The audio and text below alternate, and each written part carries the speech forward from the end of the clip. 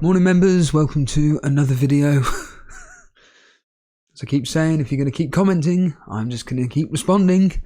People may find that quite a weird thing to say. If you'll keep commenting, you're going to keep responding.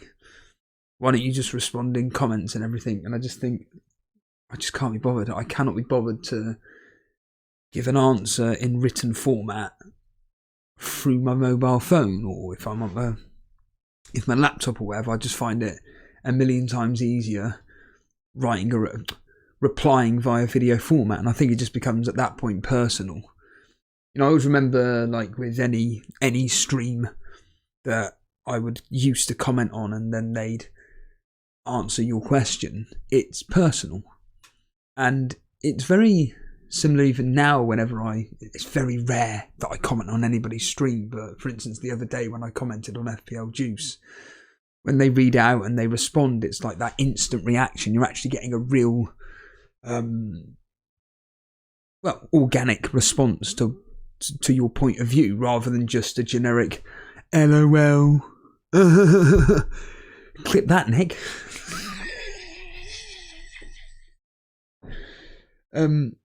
But yeah, and even with the volley, whenever I occasionally put a comment in there, they're organically responding to what I say, and you get that natural reaction to it. That's why I do these videos, because as I keep banging on about, truth be told, as I've said yesterday, the day before that, and for the past God knows how many years, I've got time on my hands. You know, right now I've got technically 30 minutes before I go down to Lidl's. So, yeah, we'll just kick off with a Kicker's comment, which says, I'm having fish for dinner. Now, I have no idea why he said that. It's like Podner in the members chat said, who are you referring to when you say, it doesn't matter? Because I'm reading that, I'm thinking, because I know the answer now, it's The Rock, because he gave me a clue. But when it's in written format, I'm like, I have no idea what you're talking about. And then, of course, he gave me a clue, and I'm like, oh, right, yeah, it's just The Rock. Like I say, a lot of my life is just destroyed by sitcoms and various things that have had an impact on my life. And when I hear something which reminds me of wherever it may be, or if I have to say a line like it really doesn't matter, I'll be like, it doesn't matter. I can't really talk that loud because, as you can see, I've just realised I forgot to say I'm in my bedroom again. Back to the boring environment. And I can't really make too much noise because one of my housemates is still asleep. Anyway, yeah, so fish. You'll have to remind me, Kickers, fish. Blonde saying here, if you put Steve on 1.5 speed, he sounds exactly like Raptor. Okay. I don't really... I kind of know what Raptor sounds like, but I don't know what Raptor sounds like. So, again, send a clip. Hugh Moran saying, do you not get any money from donations and subs? You said you don't get any money from this on the anniversary stream. Nope. Don't get a single penny. Okay. Truth be told, I think Jason's lost the passwords and everything for the Google account. But even then, we still wouldn't see any money because, like I said, it goes into the Discord and the upkeep of that. I don't even know how much that costs, but because the Discord is a server which is very, very popular within our community, making sure it's upgraded and clean and whatever other terminologies you want to use, that's what it goes into. And to be honest with you, as we keep saying, like with any business, you want to put money into things that improve the experience for the viewer / for your audience, the viewer or the listener. And it's just basic, simple things like, even though I spent this out of my own money, but getting this new microphone as an example, I think it was 120 quid. But that was out of my own money. It had nothing to do with YouTube. But if we could somehow tap into the YouTube money. Obviously, that would go into that. It's the same with the. In fact, I know for a fact I got the laptop and the webcam through the YouTube money from 4 years ago. Because if you probably don't even remember this, but I was just literally recording on my mobile phone. In fact, if you go to our very first stream that we did, I'm on my mobile phone. I think it's the same for Dan as well.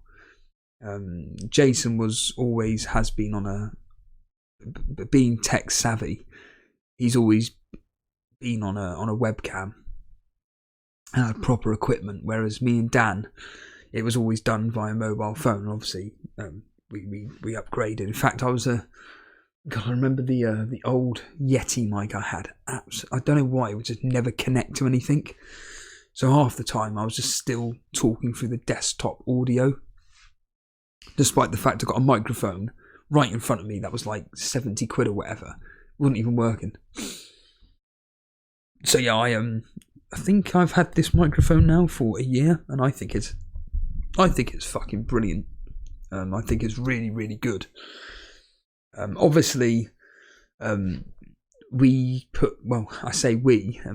had to put his own money into a subscription service, which, like I said, cost a significant amount of money, and that would have come out of the YouTube money as well. And like I say, it all goes back into Elite FPL. It's not like, I don't know, for argument's sake, let's just say Humoran donates. He donates £10 and it says, here guys, buy a couple of pints on me.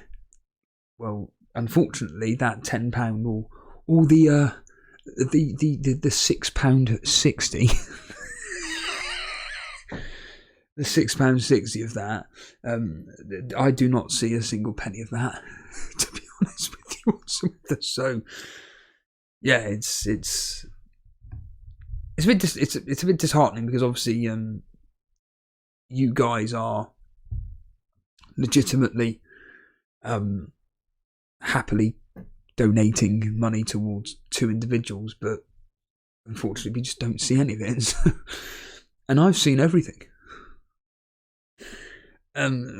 Scott's Fitz saying here, in terms, well, he's put in terms of meeting women / dating, I think you'd be better in a smaller town / city. Obviously, you're not going to move, so I am. So it's a dumb thing for me to say. However, I find that people in smaller places are more real, appreciate you more, and will be less ridiculously choosy, etc. Look, the truth of the matter is that when you're in a very, very large city, and to put in perspective of what it's like using a dating app. So when you're in Devon and you put the distances from 0 to 7 miles, you literally will have like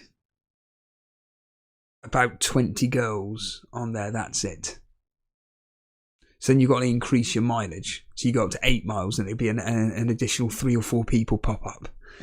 Increase it to 10 miles, again an additional 10 people pop up, and then you then can go all the way up to, like, say, the distance of Plymouth, which is, I think it's 24 or 26 miles away from Torbay. And at that point, the spread gets slightly bigger. And within reason, you could probably even still push the barrier up to 30 miles in and around Devon, and you're still not even going to have the same amount of people that I would have in just a 6 mile radius from where I live in Ealing, in London.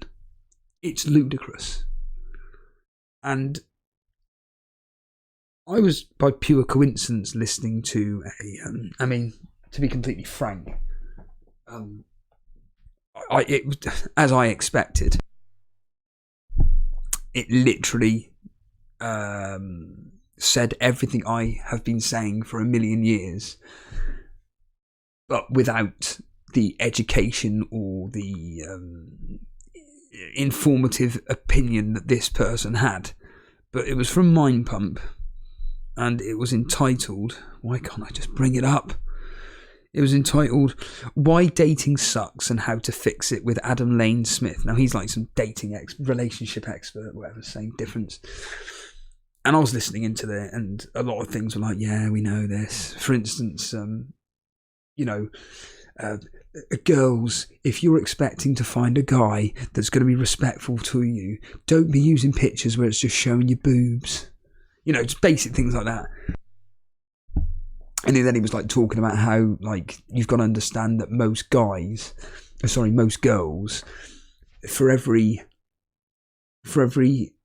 10 likes that they're getting, a bloke is getting 0. And in fact, he even made a point, which is all guys do on these dating apps is just swipe right, that's literally all I'm doing, swipe right, swipe right, swipe right. And you're literally going through thousands upon thousands. Now, for anybody that doesn't listen to me on Total Steve, which is probably everybody, I have swiped through now, I've swiped right now approximately 2,000 times on Bumble, and I have matched with 2 people.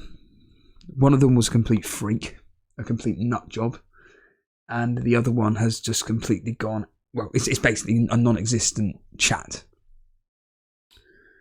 And then on the speed dating application that you get with Premium, which is another con, it literally is trying to find you somebody that's doing the speed dating, which is essentially nobody at the same time. And one of the speed dates that happened, literally as I was listening into FPL Juice the other day, it pretty much went, "Hi, I'm in Oxfordshire. Where are you?" I wrote back, "Oh, hi. Yeah, I'm in London." This person has left the conversation. I mean, again, whatever, but it's like I say, unfortunately, with a lot of these people, it's very, very, very lonely individuals, and I put myself in that category. And this bloke was basically saying that when it comes to like the online dating apps, he basically just said they're shit. He said they're okay to use, but predominantly they're fucking terrible. And I know this anyway. I'm just doing this as an experiment. And if by chance in the next 2 weeks, because I've only got 2 weeks left, I've got till the 28th of November before I cancel it or uninstall. So I got 2 weeks to see if I can actually match with somebody and just have an actual proper conversation. And it was so fascinating because some of the things he was going on about was legitimately stuff like how everybody's this wasn't just online dating, this was just a society thing anyway, which is about how everybody presents themselves as perfect. So unfortunately, when you meet these people, whether it's real life or whatever, or more specifically whether it's from a friendship point of view or if it's a relationship point of view, you're going into this thinking, oh my god, they're perfect, so then you have to then try and be perfect, and then they have to try and be perfect, and it just doesn't work. And it was just a really, really interesting podcast. I mean, a lot of it, like I said, I was just like, yeah, I know this. I don't mean that in a big-headed way, but like I said, he was just saying it in a more educated style rather than, a white working-class bloke in his bedroom. I mean, this is his fucking job, for Christ's sake. But yeah, when it comes to, like, say, London or whatever, it's just fucking impossible, to be honest with you. It's, like you say here, Fitz, it's such a large city that the thing with smaller towns, though, is that you know everybody. That's the thing. But, like you say, they're not as judgmental, and to be fair, with small towns, it's a lot more easier to navigate around. Like Dan, for instance, for Dan to get across the side of Bournemouth from one end to the other, he tells me it takes about 20 to 30 minutes to get from one end of Bournemouth to the other. I may be a bit off with the timings, but give or take. it's not that far to get to certain places from where he lives. Me, on the other hand, just to get to Ealing Broadway, it takes me 20 minutes. It's just down the fucking road. And that's by bus, admittedly. But he's going by public transport to get wherever. You then have, for instance, people that are living in East London as a prime example. There is no way in hell I'm going to be meeting with someone that lives in East London or South London. It's going to have to be within reason a 20 to 30 minute journey. Like it's like I say, London is just ginormous, and unfortunately, the way most girls present themselves on the Bumble app, like I say, it's just everything's perfect, and yeah, it's just grim, to be honest with you. And when I was listening to this podcast, I was bordering on just delete the fucking thing. You've spent your 40 quid. That's done. That's gone now. We know this. It was part of an experiment, but really, I feel like, not that I'm sat there, oh my god, intensely scrolling through, going, yeah, must choose that. Nope, not that. No, but certainly, it's just occasionally me when I'm bored at work and I'm just going, oh yeah, stick on the location so then I can access Bumble, and then it's just swipe right. It's pathetic, really. I mean, coincidentally, I was watching the Christmas editions of The Office over the last few days, and I watched the second episode last night, and I nearly cried. I'm not ashamed to admit it. I nearly cried because the ending's so beautiful. Just actually seeing people happy, and with Dawn and Tim actually getting together, and it just kind of hits home with like my circumstances, where you're just lying in your bed on your own, like I said, in a circumstance that I'm in at the moment, in a house share, where you're kind of like at a stage in your life where you're thinking, fuck me, this is fucking depressing. I'm 38 years old, I'm in a shitty house share, and I'm in a place where I don't particularly want to be, specifically London, and I'm kind of at a stage in my life where it'd be like nice to be with someone.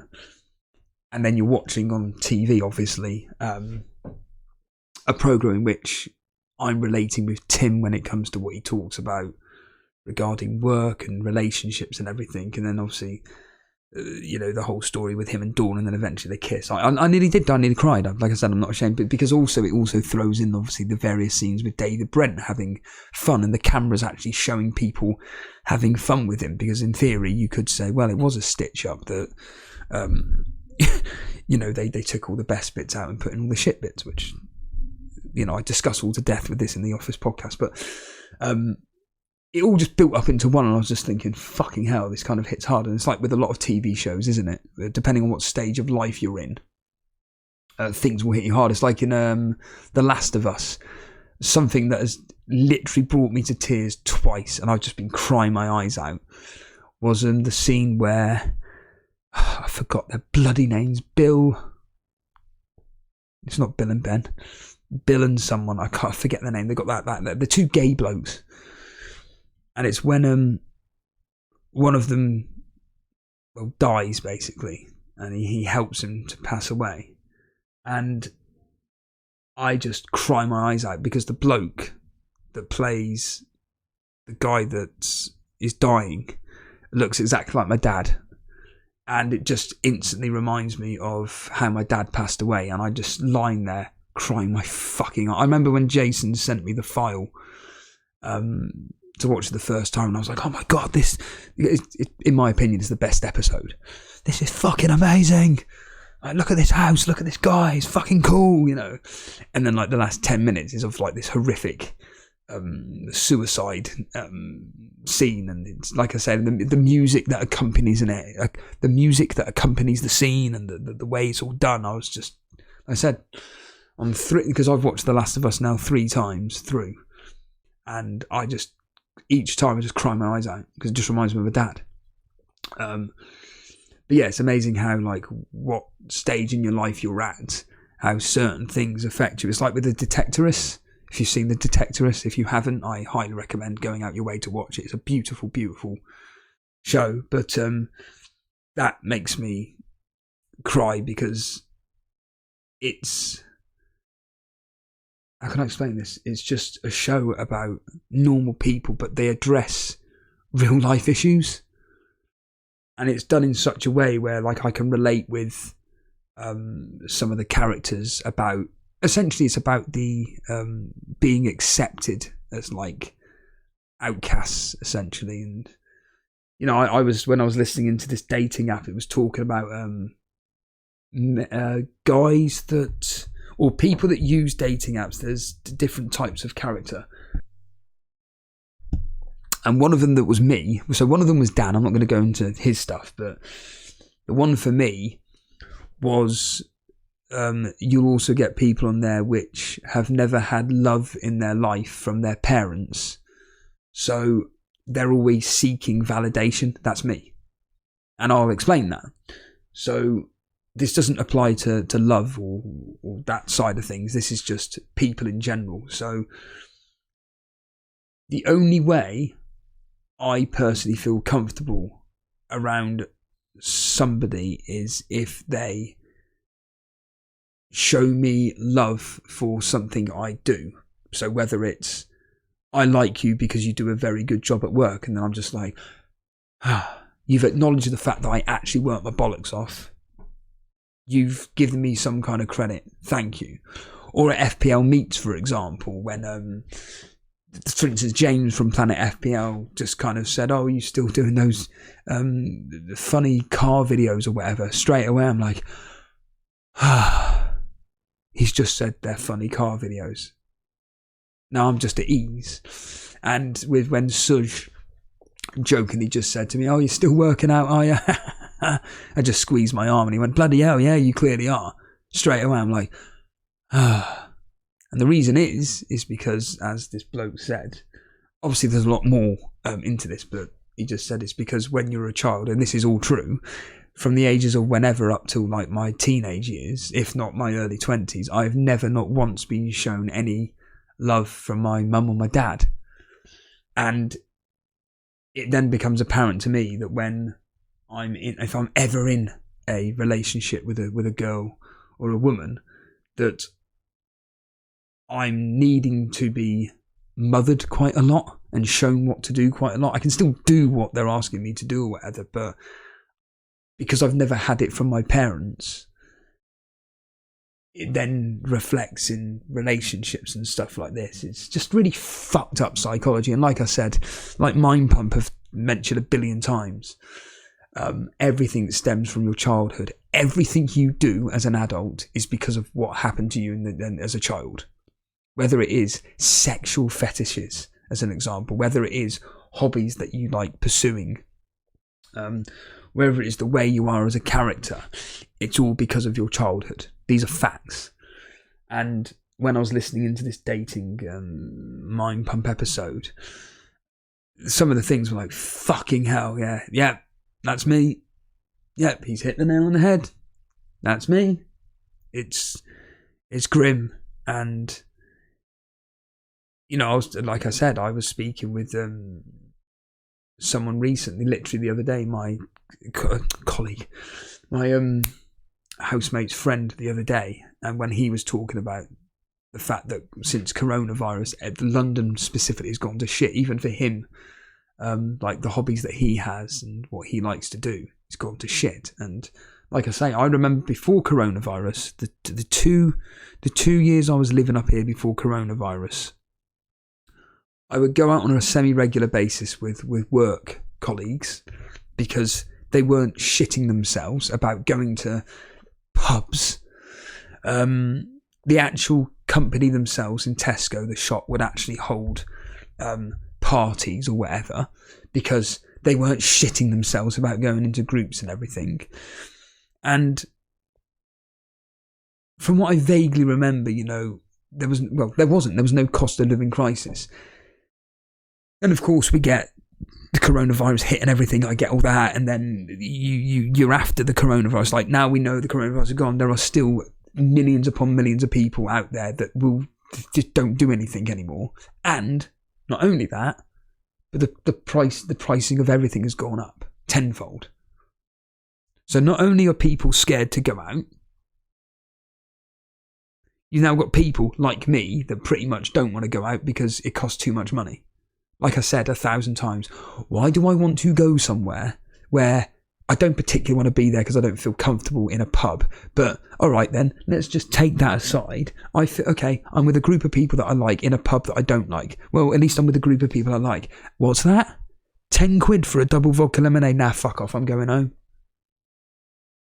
It's like Steve going to, when he does his acoustic nights, and he sees people buying shot after shot of whatever it may be. 8 quid a shot. £8 a shot. 8 quid for a shot. There's 8 quid gone.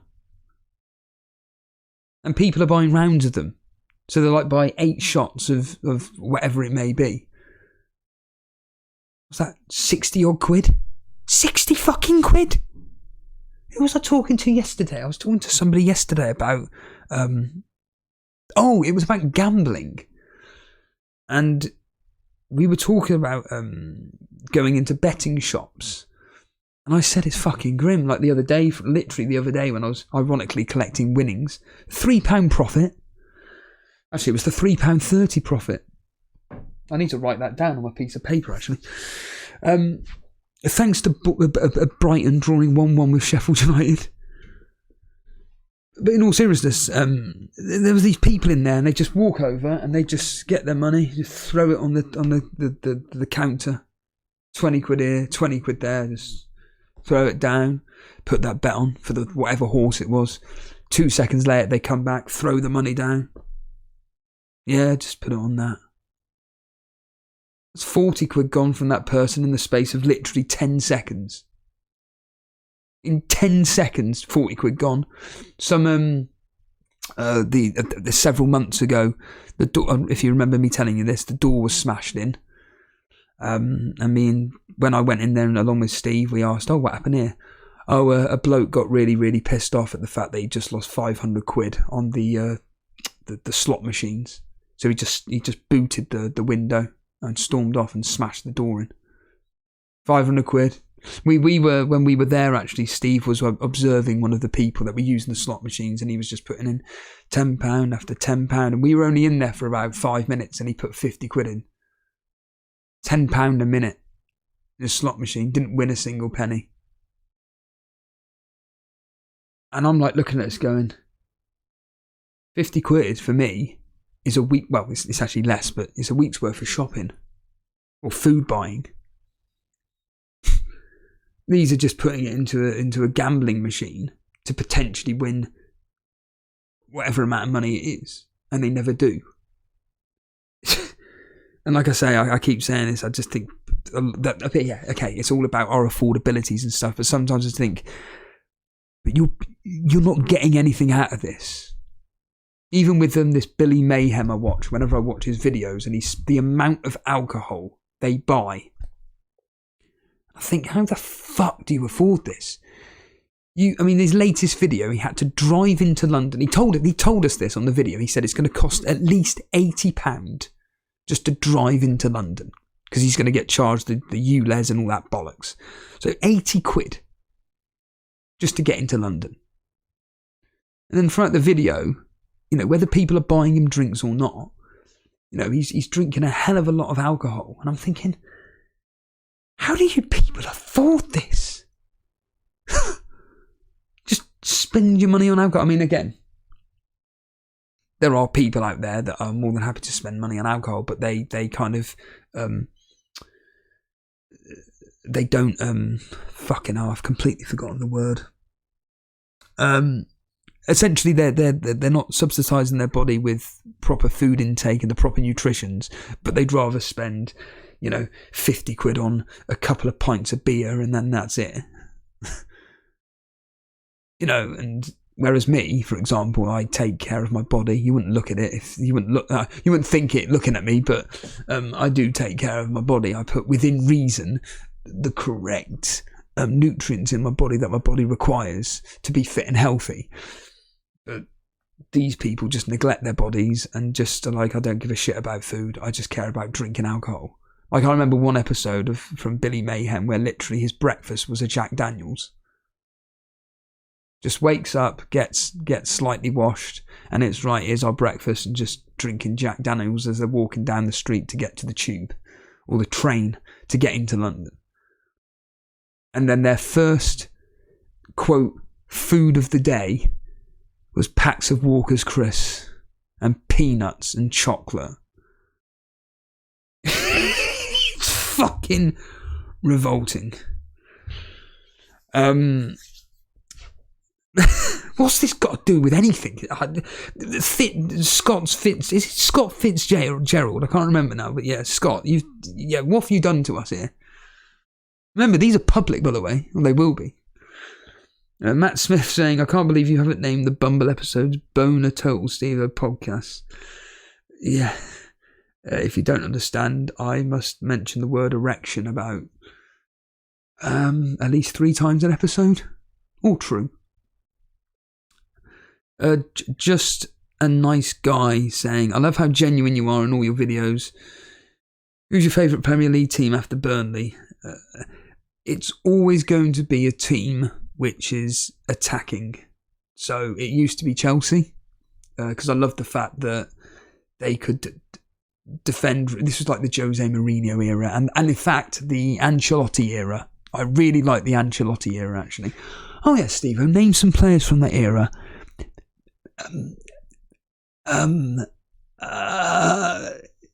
Drogba.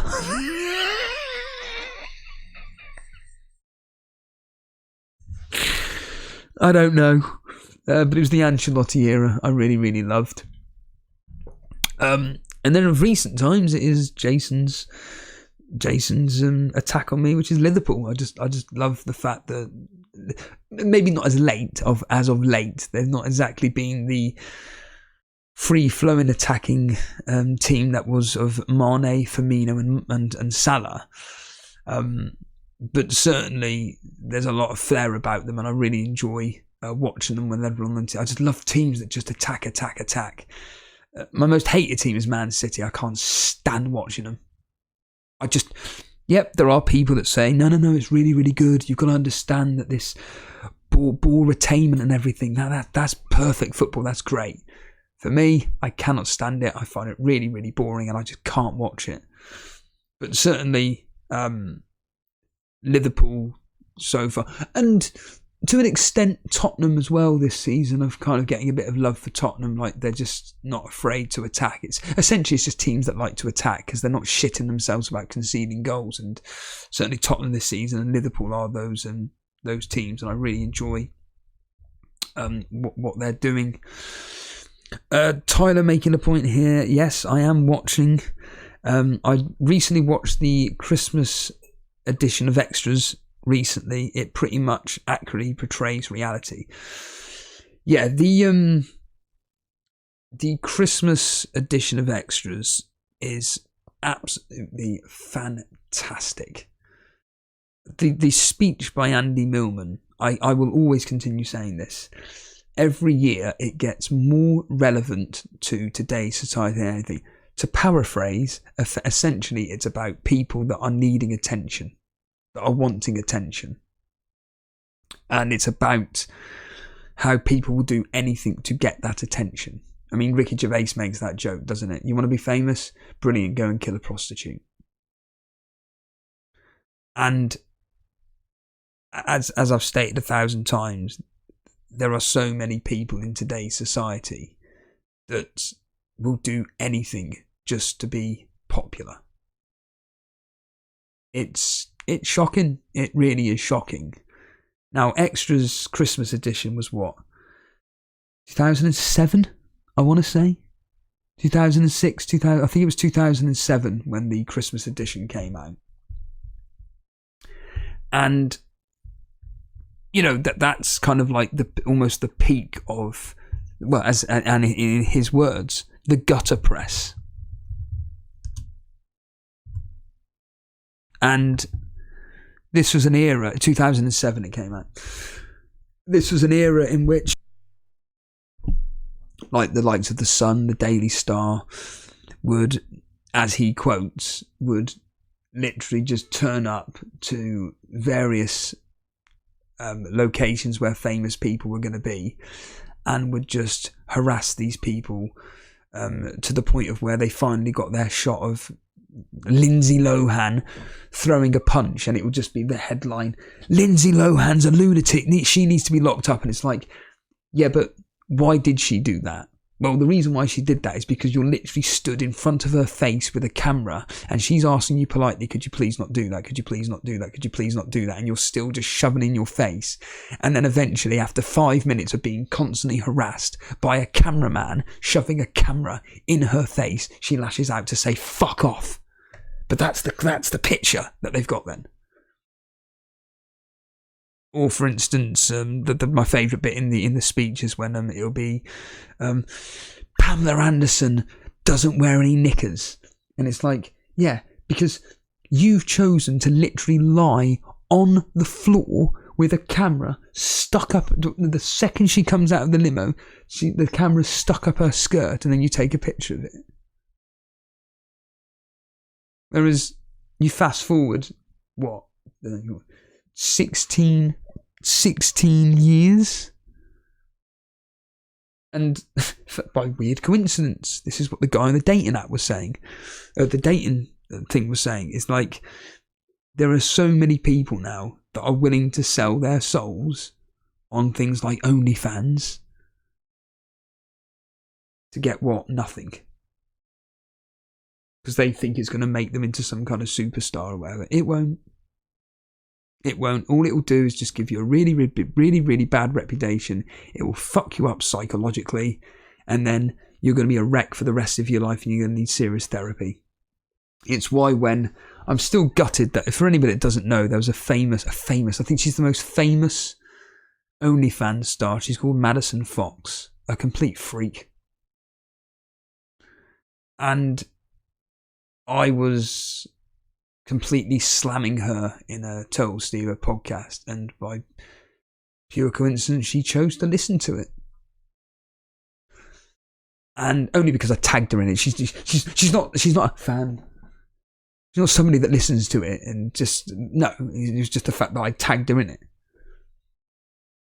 and she just attacked me. But she pretty much just said, I will pay for you to come to my studio and we'll talk about your thoughts about me in my studio. And I just wrote back, cool, when do you want to do it? Never heard from her. But she openly admits that she needs therapy about what she does. And then there's a lot of people like this that need therapy to get over what they've done.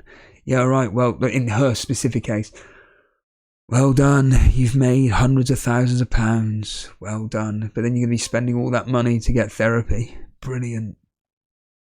You've completely ruined your body. You've completely ruined up your psyche and everything, but well done, you've made money.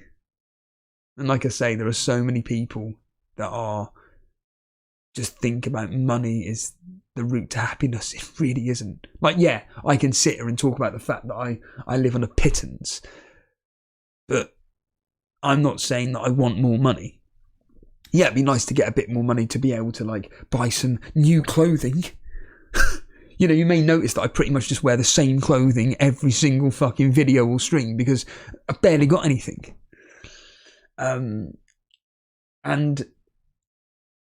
But really, I would just want enough money to be happy, in the sense of, like, I've got my own place.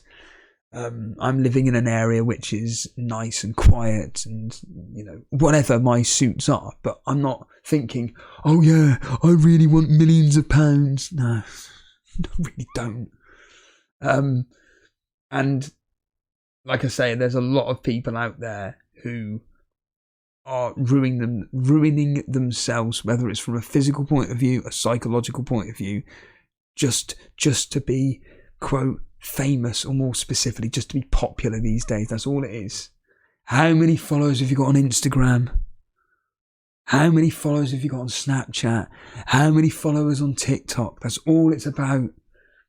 And all people do is just try and do anything to themselves to be popular. They just get more and more extreme with everything they do.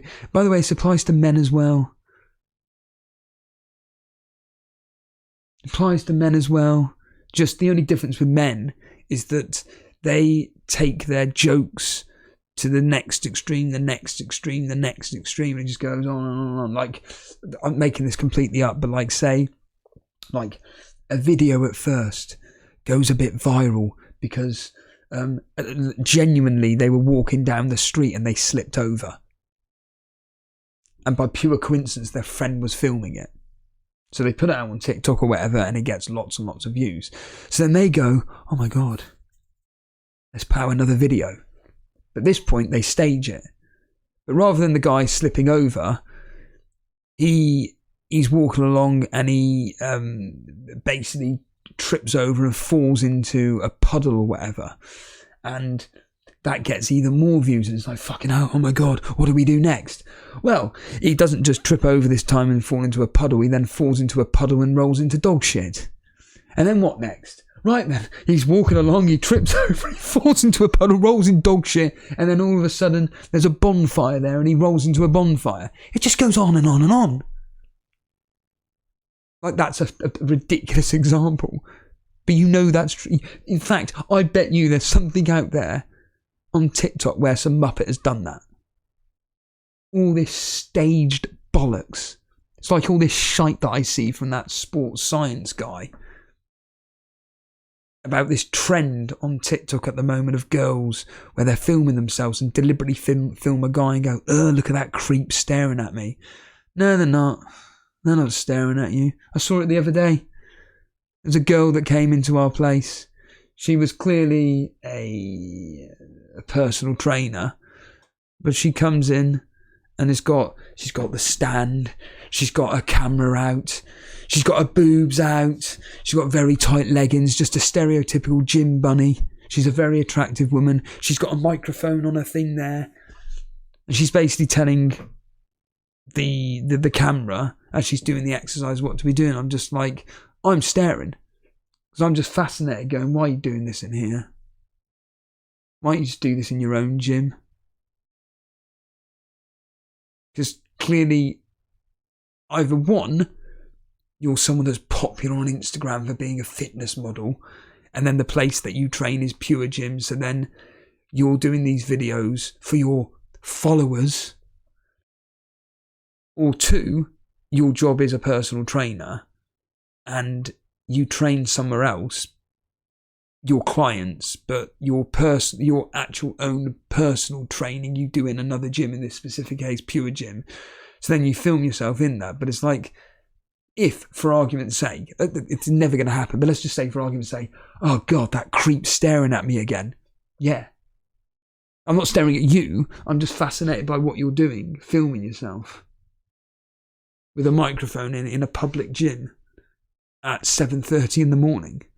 I mean, I know what you're doing, but I'm not watching you in like a sexual predator manner. In fact, he talks about this on this dating thing. He talks about how what men see women as these days, which is all women are on OnlyFans. Every single woman on the planet is on OnlyFans and sell themselves for sex. Every single woman out there is either a prostitute or an OnlyFans star, and everybody's accepted it.